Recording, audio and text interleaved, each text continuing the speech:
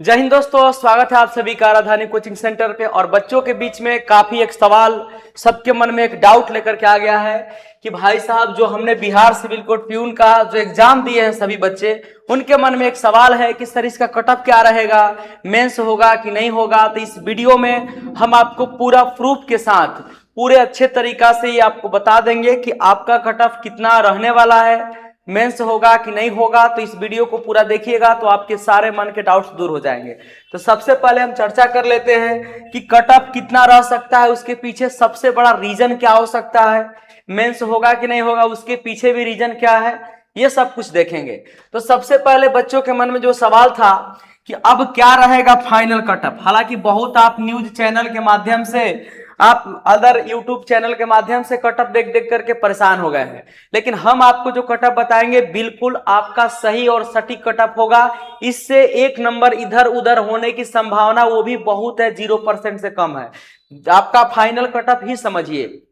तो सबसे पहले देखते हैं कि इसमें कितने बच्चे जो है आपका अटेंड किए एग्जाम को। तो 50% छात्रों ने अटेंडेंस बनाया है, बाकी छात्र उपस्थित ही नहीं हुए हैं।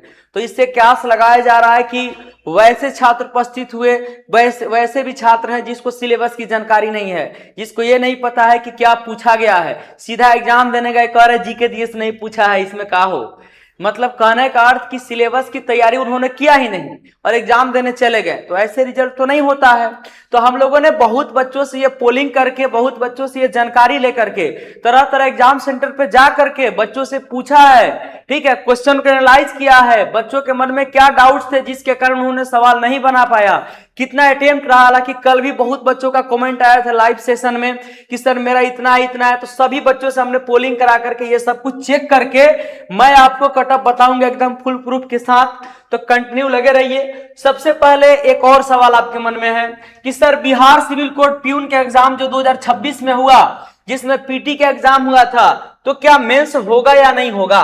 15 मार्च का जो एग्जाम हुआ है उसके द्वारा हम जो कट ऑफ आपको बताएंगे, फिर आपको यह भी बता दे रहे हैं प्रूफ के साथ कि एग्जाम होगा मेंस का कि नहीं होगा। तो चलिए थोड़ा मेंस का प्रूफ देखते हैं और ज्यादा समय को बर्बाद नहीं करते हुए हम सीधा सीधा आएंगे इस प्रूफ पे। तो सबसे पहले एक खुशखबरी आपको बता दे कि जो ये आप लोग कह रहे थे कि अर्दली है, चपरासी है, तो सब कहना बंद कीजिए, क्योंकि एक नोटिफिकेशन आया था 27 मार्च 2025 को, जिसमें बताया गया कि क्या है, एक अटेंडेंट का पोस्ट है।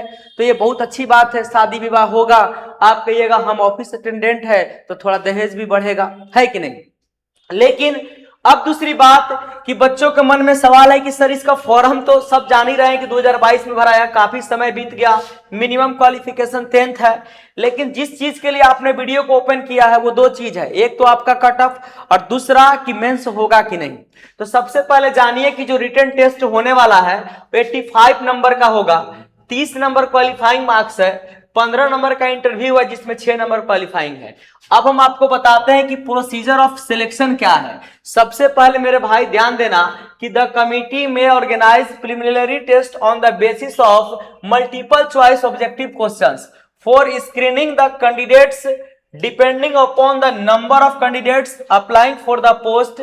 Thereafter a written test shall be conducted followed by interview of the candidates qualifying in the written test. अब सीधा सीधा इसमें लिखा हुआ है कि हमको क्या करना है। सबसे पहले पीटी होगा जो हो चुका है, बेसिस ऑफ किस पे, एमसीक्यू के आधार पे होगा, मल्टीपल चॉइस क्वेश्चन, यानी ऑब्जेक्टिव क्वेश्चन दिया जाएगा। तो जो दिया गया था बच्चों ने काफी अच्छा रिस्पांस भी दिया और बहुत बच्चों के अच्छे अच्छे नंबर भी आ रहे हैं, लेकिन मन में डाउट है कि सर कट ऑफ क्या होगा। दूसरी बात, इसमें होगा आपका छटैया, और छटैया होगा तो आप आइएगा रिटन टेस्ट के लिए, और रिटन टेस्ट में दो टाइप का क्वेश्चन आपको देखने को मिलेगा, एक तो आपको सब्जेक्टिव मिलेगा और साथ ही साथ आपको ऑब्जेक्टिव मिलेगा। अब आप बोलेंगे कि सर ऐसा क्यों बोल रहे हैं, तो ये सब कुछ हम आपको क्लियर कर देंगे। जब सिविल कोड क्लर्क का जब मेंस हुआ था उसमें कुछ ऐसे सवाल थे 5 गो जिसमें ऑप्शन नहीं था, मैथ की मैं बात कर रहा हूं, ऐसे 5 गो सवाल थे जिसमें आपका ऑप्शन था, उसके आधार पे भी इसका एग्जाम लिया गया है। तो आप कह सकते हैं कि जो रिटन टेस्ट होगा उसमें ऑब्जेक्टिव और सब्जेक्टिव दोनों होने की संभावना है। अच्छा, दोनों पढ़ के जाएंगे, मान लीजिए नहीं हुआ ऑब्जेक्टिव, चाहे सब्जेक्टिव, मतलब सब्जेक्टिव नहीं हुआ, तो कौन सा दिक्कत हो गया? ऑब्जेक्टिव बना के आइएगा। मान लीजिए रहा, लेकिन मानने से काम नहीं चलेगा।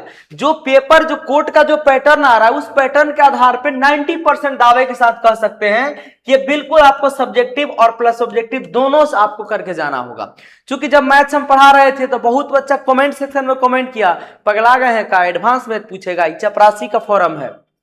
चपरासी और कलेक्टर से मतलब नहीं है, मतलब है कि जो आपका सिलेबस दिया नोटिफिकेशन में, उसके आधार पे चलिएगा। अब नोटिफिकेशन में दिया है कि पीटी के बाद हम आपसे रिटर्न लेंगे, इंटरव्यू लेंगे, तो आप कहिएगा कि सर चपरासी में इंटरव्यू होगा, ये तो यूपीएससी के पेपर में होता है। तो ऐसा कुछ नहीं है बाबू, नोटिफिकेशन में दिया है तो इसको फॉलो आपको करना ही पड़ेगा, ठीक है ना। दूसरी बात कि सब्जेक्ट क्या क्या रहेगा, तो हिंदी, इंग्लिश, मैथमेटिक्स। तो उम्मीद करेंगे कि जिसके लिए आपने वीडियो ओपन किया कि सर मेंस होगा कि नहीं, तो प्रूफ के साथ देख लीजिए। नोटिफिकेशन में सिलेक्शन का जो प्रोसीजर है उसके अकॉर्डिंग पीटी हो चुका है, अब बारी रिटन टेस्ट की है, उसके बाद इंटरव्यू की है। उम्मीद करेंगे कि यह चीज आपका क्लियर हो गया होगा।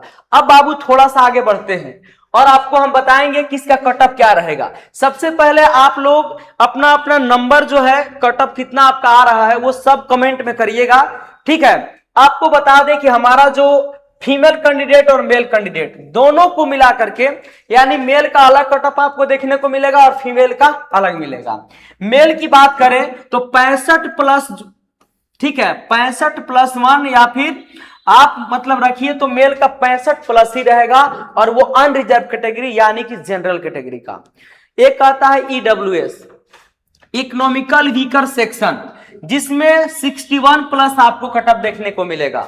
61 से ज्यादा जिसका है समझिए कि एलिजिबल है मेंस के लिए।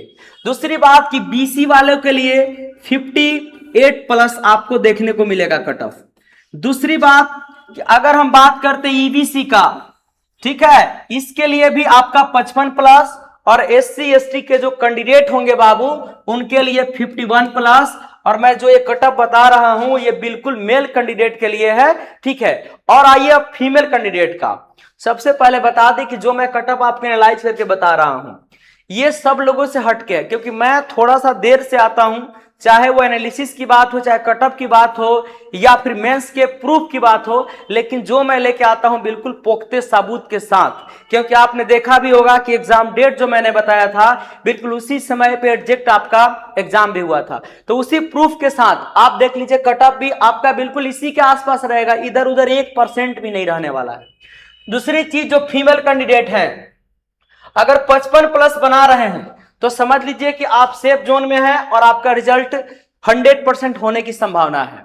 अगर बात करें ईडब्ल्यूएस कैटेगरी के कोई फीमेल कैंडिडेट होंगे तो 55 प्लस उनका कटअप रह सकता है। बीसी कैटेगरी के अगर कोई फीमेल कैंडिडेट होंगे तो 51 प्लस, ईबीसी कैटेगरी के होंगे तो 50 प्लस, और एससी एसटी कैटेगरी के होंगे तो 41 प्लस उनका कटअप रहने की संभावना है। एक आध नंबर बढ़ सकता है, इधर उधर हो सकता है, लेकिन एग्जैक्ट कटअप आपका वही रहेगा। उम्मीद करते हैं कि आपको ये कटअप, ये विश्लेषण, ये संपूर्ण जानकारी आपको अच्छे से समझ में आ गया होगा। क्योंकि अभी जो है ना बहुत सारे वीडियोज आपको यूट्यूब पे दिख रहे हैं कटअप से रिलेटेड या फिर मेंस से रिलेटेड, तो कोई कंफ्यूजन मन में नहीं रखना है। अगर इस नंबर को आप पार कर रहे हैं तो आप इत्मीनान से मेंस की तैयारी शुरू कर दीजिए, ठीक है। और अगर आपका जो है, जो आपने तैयारी किया है बेहतरीन तरीका से, उसको रिवाइज करने की जरूरत है, क्योंकि सिलेबस आपका सेम ही रहेगा। दूसरी बात कि मेंस का भी प्रूफ आपको मिल गया, कटअप भी आपको मिल गया, तो इधर उधर मत भटकिए, बस तैयारी में लग जाइए। तो चलिए दोस्तों, मिलते हैं नेक्स्ट सेशन में, तब तक के लिए जय हिंद।